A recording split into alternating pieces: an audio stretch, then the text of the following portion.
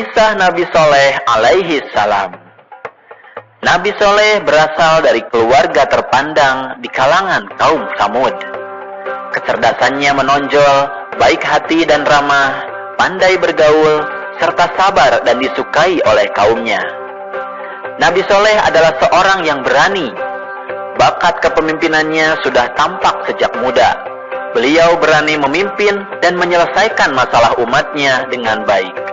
Beliau menyelesaikan masalah umat dengan bermusyawarah. Nabi Soleh alaihi salam diutus kepada kaum Tsamud. Kaum Tsamud adalah keturunan dari Nabi Nuh alaihi salam. Mereka masih ada hubungan dengan kaum Ad yang dibinasakan pada zaman Nabi Hud. Oleh karenanya, tidak aneh jika kaum Tsamud memiliki kecerdasan yang luar biasa seperti kaum Ad, terutama dalam bidang arsitektur, peternakan, pertanian, dan perkebunan.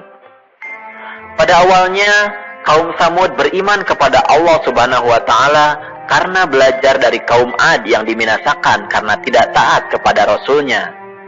Akan tetapi, setelah beratus-ratus tahun kemudian, mereka disesatkan oleh setan dan mulai menyembah patung berhala. Allah Subhanahu wa Ta'ala pun tidak membiarkan manusia berlarut dalam kesesatan. Akhirnya, Allah Subhanahu wa Ta'ala mengutus Nabi Soleh untuk mengembalikan kaum Tsamud ke jalan kebenaran. Setelah mendapat petunjuk-petunjuk dari Allah, Nabi Soleh alaihi salam yang merupakan utusan Allah mulai berdakwah, mengajak kepada kaum Tsamud untuk menyembah kepada Allah Subhanahu wa Ta'ala. Akan tetapi, sebagian besar kaum Tsamud menolak ajakan Nabi Soleh untuk kembali ke jalan Allah dengan alasan bahwa sesembahan mereka adalah sesembahan nenek moyangnya. Hanya sebagian kecil saja yang menerima dakwah Nabi Soleh untuk beriman kepada Allah, terutama dari golongan miskin dan lemah. Para pemuda kaum Tsamud pun marah.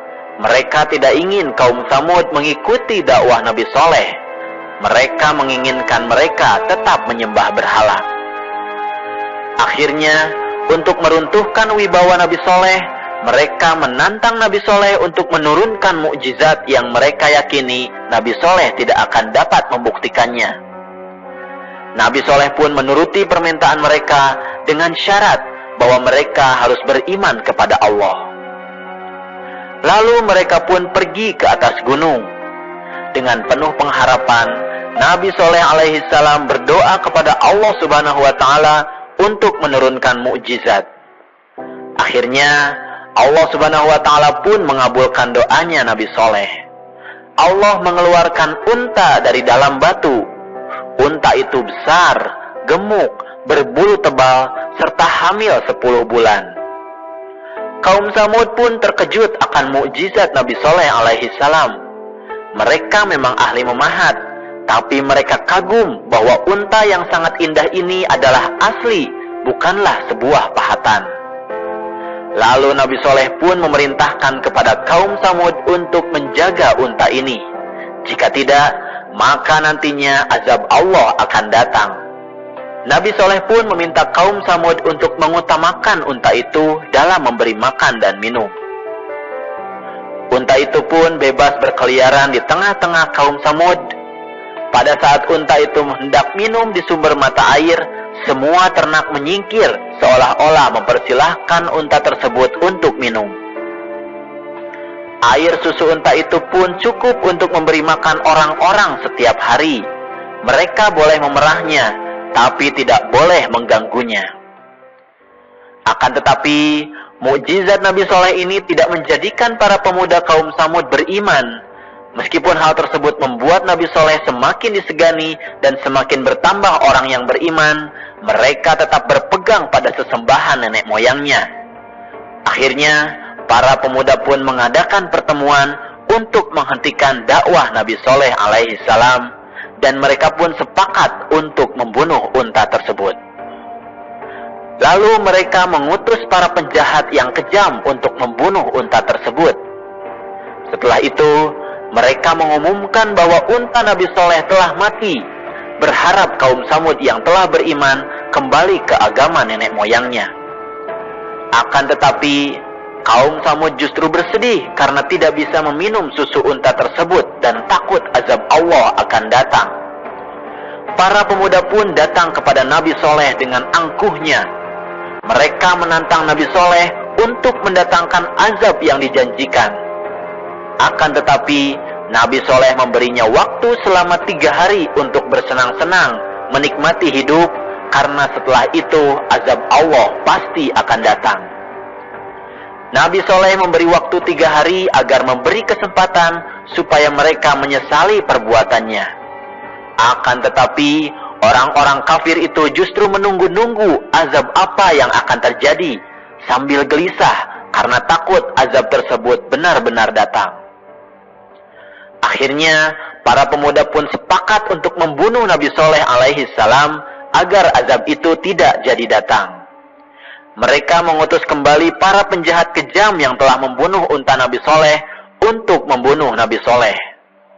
Akan tetapi, rencana tersebut digagalkan oleh Allah Subhanahu wa Ta'ala. Allah menghentikan mereka dengan menimpakan batu dari langit sehingga para penjahat itu mati. Kemudian Nabi Soleh beserta kurang lebih 110 pengikutnya pun berhijrah ke Palestina untuk menghindari azab yang akan didatangkan oleh Allah Subhanahu wa Ta'ala. Meskipun begitu, Nabi Soleh alaihi salam bersedih karena sebagian kaum Samud masih tidak mau beriman kepada Allah. Setelah 3 hari berlalu, datanglah azab dari Allah yang dijanjikan. Terdengar suara sangat keras dari langit, petir menyambar, dan bumi pun berguncang. Akhirnya, kaum Samud yang kafir pun mati dengan mengenaskan. Bangunan-bangunan yang telah didirikan ambruk, maka binasalah kaum Samud tersebut. Sampai saat ini, kita masih bisa melihat bangunan-bangunan yang didirikan kaum Samud tersebut berada di Saudi Arabia. Nah adik-adik, itulah kisah keteladanan Nabi Soleh alaihi salam. Dari kisah tersebut, ada beberapa hal yang harus kita perhatikan. Yang pertama, kita harus taat kepada Allah Subhanahu wa Ta'ala dan Rasul-Nya. Jika kita tidak taat kepada Allah dan Rasul-Nya, maka bersiap-siaplah azab akan didatangkan kepada kita. Na'udzubillahi min dzalik. Kemudian yang kedua, kita harus beramar ma'ruf nahi mungkar, atau menyuruh kepada kebaikan dan mencegah kepada kemungkaran. Kemudian yang ketiga, kita harus berani ketika berbuat benar.